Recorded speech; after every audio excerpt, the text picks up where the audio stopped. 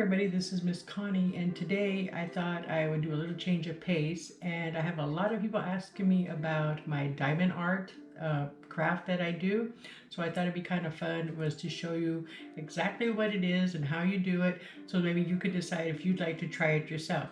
So let me go ahead and show you what I'm working on. First thing you need is you're going to need a work area that's you able to leave the diamond art pretty much stationary and not be moving it around everywhere. So I have this table. I found this table at Sam's Club, and it works really well. It's big enough to put all my stuff on while I'm working. I also have like a little lamp right here, which actually helps me to see it a little bit better. And then I have another light up thing underneath here that I'll show you in a little while. But this is the actual diamond painting that I'm starting. This is Little Mermaid diamond painting, and let me show you what that one looks like. Okay, so the diamond art that I'm starting now is the Little Mermaid, and this is it right here. You can see right here, and this is actually the whole diamond art right here. This is the canvas that I'll be utilizing for this diamond art. So let me show you what comes in the kit, and then we'll go from there. So in a traditional kit, what you're going to get is you're obviously going to get the canvas. You're going to get a bunch of different colored diamonds. You're going to get a pen that you're going to utilize to pick up the diamonds and put them on the canvas. Sometimes they give you tweezers in case you need to pick up some because they are very hard to pick up with your hands. You're going to get a tray that you're going to be pouring the diamonds on as you pick them up with the pen and put them on the canvas. And then you have some glue here. Don't confuse this with the glue that is actually on the canvas. This is what goes on your pen here to help pick up the diamonds. But the actual canvas is extremely sticky and everything. And then you're also going to get a legend, and the legend basically tells you what the symbols or numbers that are on the canvas correspond to which color of diamond. It's kind of like paint by numbers type thing, or if you've ever done like cross stitching, it's basically the same thing, because even it has a DMC thing here. If you're familiar with cross stitching, you know DMC is like the floss colors. So let me go ahead and show you how I organize all my stuff when I'm about to start a project. So this is my canvas, and normally the canvas doesn't look like this. It normally has like one large sheet of like paper on it that you have to pull on and off every time you're going to utilize one of the sections. I don't like doing that because it gets tangled, especially something this size. Can you imagine having to pull it on and off every time?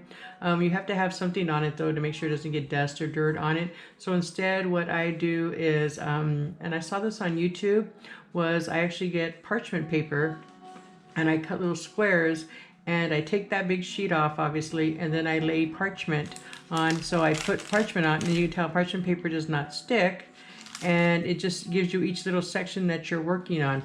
So as I'm working on one section, I have it exposed right here, and then I'm able to do it. And then after, if I'm not done with it, I can just put it back on, and it stays on and keeps it clean. And as you're completing each one, you're going to be taking a piece of the parchment off, and it kind of gives you more of a sense of accomplishment. At least for me it does. It helps me to see how I'm doing and everything. It doesn't look so daunting being such a big canvas, like, oh my god, look at all this I have to do, when if you're just kind of doing one square at a time, that type of thing. I like that. So what I've used is I bought some, you can buy this at Wish. Wish actually has this paper here that you can cut. This is actually a little big for me to put on for one of the squares, so I would cut this in half. I just actually got this the same day that I was about to start this project. But instead what I did is I just got a bunch of parchment paper and cut it up in little squares. I bought this at the dollar store. It's basically just a pop-up parchment paper. And then I just folded it up and cut them into little squares. And I just laid them all out on here. And to me that makes it a lot easier to do than having that paper, like I said, going back and forth and peeling back and forth. Okay, like I said, there's a few steps you have to take before you start working on your canvas. But to me, if I do these simple things, it just makes it a lot easier, and hopefully it would for you too if you decide to do this. So like I said, I've opened up the canvas. I put all my parchment paper down. Next thing I do is I have to organize all these diamonds. I don't like to keep them in these packages, like you said, because you can see they're kind of flimsy. And if these things fall on the floor, they're going to be everywhere. It's going to be a nightmare. I mean, diamonds are a girl's best friend, but not when they're on the floor and everything and you're trying to pick them up. Especially with my little dogs, they'll try to eat them or something. So instead, what I do is I have a kit that I utilize to keep everything in. I had some smaller ones, and through trial and error, I just didn't like them because the things would fall over. They just weren't didn't travel easy. This one I found on Amazon and I really like it. So let me show you what I use. This is my kit here. And basically it has a bunch of the little vials in here. And I've already separated everything.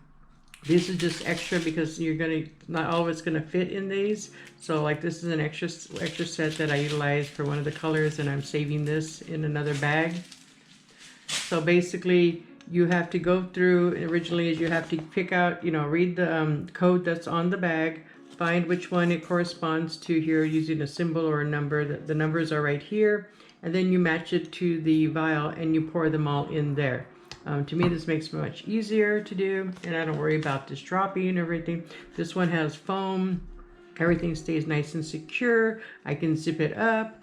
I can take it outside if I want to work on it, or I can put it away and not worry if it gets knocked or the table gets bumped. It's not going to open. It's not going to fall. It's not going to break. The beads aren't going to go anywhere. It keeps everything very secure.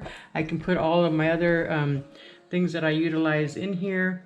I can put all that there in the top basket. So everything else I can put, like I said, up here. All my other supplies that I use, my trays, my pencils, everything are kept in here. Keeps it all very secure. Even came with little labels that have the numbers and everything. And this is what I use. To me, this was well worth the money. It wasn't that much, maybe about $20 or something on Amazon. So it really is a great investment. So once you get all that done, then you're going to be able to start. So in addition to the standard items that they give you in their kit, which is the tray and the pencil and the tweezers and stuff like that, there are a few other things that I've purchased that have really helped me in doing these diamond kits. And like I said, you get the traditional pencil, which is right here. And then this one I liked. I got these on Wish. I know everything seems to come from Wish, but it's really cheap and it's worth the money, even though it's just a little bit of weight, but some of the stuff comes in handy. This one I like because it actually lights up. So as you have your beads on here, it actually is going to light up. It's kind of hard. Let me show you. See how it lights up like this, and it makes it much easier to pick up the diamonds and everything this way with this. So I like this one. I found was a magnifying glass at the Dollar Tree, and that's come in real handy. So I have that tool that I use. That I utilize are these little things to straighten them, because as you're doing the diamonds, sometimes they don't align correctly and you want them to be as straight as possible. So you kind of like push them together, and these are the same thing, but these are bigger, so you can do a lot more at a time, the whole row at a time, to keep it straight and to make sure they're nice and tight as you're doing them. Another thing is the roller. You want to make sure that they're all the way down in there once they're all set, and you just kind of roll it over, obviously, like that, and it keeps the diamonds pressed into the glue and helps them to stay in place. So I'm going to go ahead and show you how we actually do this. I forgot to show you other thing that I do utilize is underneath here, kind of have it pushed all the way down so I can get as close to as possible. Underneath here I have this light that I actually bought. No, I didn't buy this on Wish. I actually bought this one on Amazon. And it helps light it all up, so it makes it even easier to see. So in case I don't use a lamp, you can do this, or I can just do it like this.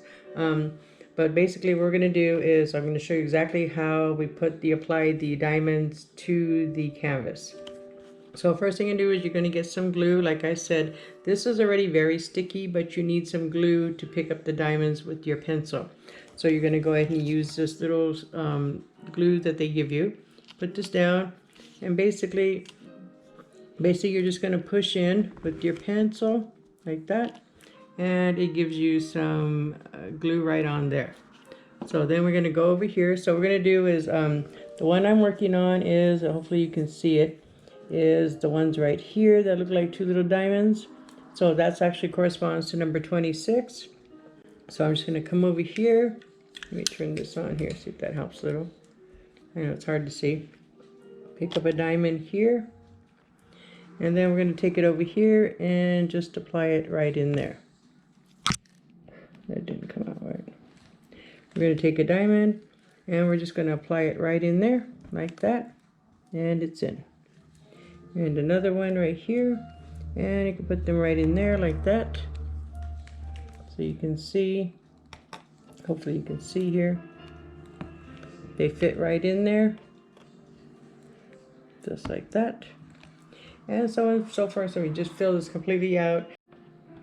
Okay, so like I said, you're just going to go ahead and keep applying them until they're all the way in. Oops, so not all the way in. There like that.